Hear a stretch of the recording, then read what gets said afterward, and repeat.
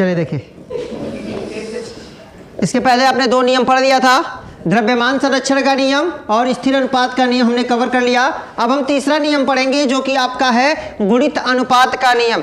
क्या कहता है गुणित अनुपात का नियम? ठीक है, इस चीज को एग्जाम्पल के थ्रू हम समझते हैं, तो देखते हैं क्या कहता है आपका गुणित अनुपात का नियम। चलिए देखते हैं। देखिए, पहले तो बात करते हैं गुणित अनुपात नियम के, है ना, इसका प्रतिपादन कौन किया था? तो गुणित अनुपात के नियम का प्रतिपादन किसने किया था? जॉन डाल्टन ने किया था सन 1803 ईस्वी में। किसने? जॉन डाल्टन ने किया था 1803 ईस्वी में किया था। क्या कहता है ये गुणित अनुपात का नियम? ये क्या कहता है कि जब दो तत्व आपस में संयोग करते हैं, मिलते हैं, तो क्या होता है? दो या दो से अधिक यौगिक बनाते हैं। कहने का मतलब है कि जब दो या दो से अधिक तत्व या कोई दो तत्व है, जब वो आपस में मिलके दो या दो से अधिक क्या बनाते हैं? यौगिक बनाते हैं, तो एक तत्व के विभिन्न भार, एक तत्व के अलग अलग परमाणु भार क्या होते हैं? जो दूसरे तत्व के निश्चित भार से, जो दूसरा तत्व है उसके निश्चित भार से संयोग करते हैं और परस्पर सरल अनुपात बनाते हैं। थोड़ा सा क्रिटिकल है, समझने की कोशिश करेंगे, एग्जाम्पल समझाता हूं, आप समझ जाएंगे। चलिए बात करते हैं। क्या कहता है कि जब दो या दो से अधिक तत्व, जब कोई दो या दो से अधिक तत्व, तो दो तत्व ले लेते हैं, कार्बन और ऑक्सीजन, क्या करते हैं? दो या दो से अधिक यौगिक बनाते हैं। तो कार्बन और ऑक्सीजन मिलके दो तत्व बनाते हैं, दो यौगिक बनाते हैं। पहला यौगिक हम ले लेते हैं, फिर दूसरा यौगिक ले लेते हैं, तो कार्बन और ऑक्सीजन मिलके क्या बना देंगे?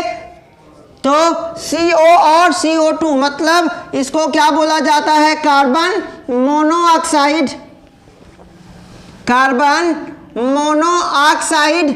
और दूसरा क्या होगा? Carbon dioxide. दूसरा क्या है? कार्बन डाइऑक्साइड बना देगा। चलिए यहां तक समझ में आ गई बात है कि जब दो या दो से अधिक तत्व आपस में मिलके दो या दो से अधिक यौगिक बना देते हैं, तो एक तत्व के विभिन्न परमाणु भार, एक तत्व के विभिन्न परमाणु भार जो दूसरे तत्व के निश्चित भार से संयोग करते हैं, परस्पर सरल अनुपात प्राप्त करते हैं। अब देखो यहां तक तो समझ में आ गया। अब इसको हम दूसरे तरीके से लिखेंगे, क्योंकि हमें समझना है C और फिर O, और इधर कर लेंगे C और O प्लस, है ना, मतलब CO2। अब देखो क्या है इसमें, निश्चित क्या है? कार्बन निश्चित है कि नहीं है?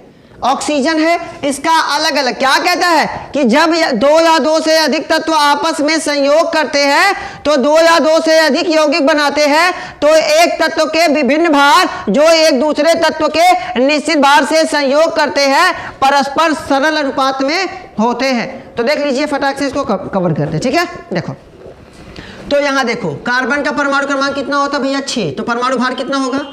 12। अनुपात यहां से निकाल दो। ठीक है, अब यहां दूसरा ऑक्सीजन का कितना होता है भाई? 8, दूना कितना होता है? 8 एक ही है तो 16। ठीक है, कोई दिक्कत नहीं ना, 12 अनुपात है 16, यहां तक किसी को दिक्कत? चलिए अगला का देख लेते हैं। कार्बन, कार्बन का कितना होता भैया? 12। अब यहां कितना होगा? 32। रूल देखिए, जब दो या दो से अधिक तत्व, मतलब कार्बन और ऑक्सीजन दो तत्व हो गए, आपस में संयोग करके दो या दो से अधिक यौगिक बनाते हैं। एक यौगिक हो गया, दूसरा यौगिक हो गया, बना दिया कि नहीं? दो बनाया, दो से ज्यादा कोई दिक्कत नहीं, दो या दो से अधिक यौगिक बनाते हैं। एक तत्व के विभिन्न भार, एक तत्व कौन है? ऑक्सीजन का यहाँ भार कितना है? 16। यहाँ कितना है? तो क्या दिया है? एक तत्व के विभिन्न भार जो दूसरे तत्व के निश्चित भार, इसका भार निश्चित है कि नहीं निश्चित है? निश्चित है ना, निश्चित भार से संयोग करते हैं और परस्पर सरल अनुपात में प्राप्त होते हैं। अब देखो यहाँ क्या होगा भाई, अब इसका अगर निकालना है हमें ऑक्सीजन का, तो क्या होगा? यहाँ कितना अनुपात बनेगा? 16 अनुपात कितना होगा भाई? 32। अगर आप इसे क्रॉस कर देंगे, काटेंगे, तो कितना बनेगा? 1 अनुपात 2 बनेगा। 16 दूना 32 भाई, 16 भागे 32, तो कितना आंसर आएगा? ये कटेगा तो 1/2, तो अनुपात 1 अनुपात 2। समझ में आ गई कि नहीं बातें? कहने का मतलब है, क्या कहता है ये नियम कि जब दो तत्व आपस में संयोग करके दो या दो से अधिक तत्व यौगिक बनाते हैं तो एक तत्व के विभिन्न भार जो दूसरे तत्व के निश्चित भार से संयोग करते हैं परस्पर सरल अनुपात में होते हैं। समझ में आ गया कि नहीं? यहां तक समझ में आ गया? समझ में आ गया कि नहीं समझ में आ गया? देखो क्या है, कार्बन और ऑक्सीजन है, दो तत्व हैं, दो, इन्होंने दो चीजें बना, दो यौगिक बना दिया। अब यहां पे देखिए ऑक्सीजन, इसका तो निश्चित है, दिया ना भाई, एक तत्व के विभिन्न भार जो दूसरे तत्व, इसका विभिन्न अलग अलग भार है, ये सहयोग करेगा। तो अब इन दोनों का, ऑक्सीजन का इस ऑक्सीजन से आप देखेंगे तो इनका जो अनुपात बनेगा वो क्या बनेगा? सरल अनुपात। तो अनुपात क्या बना?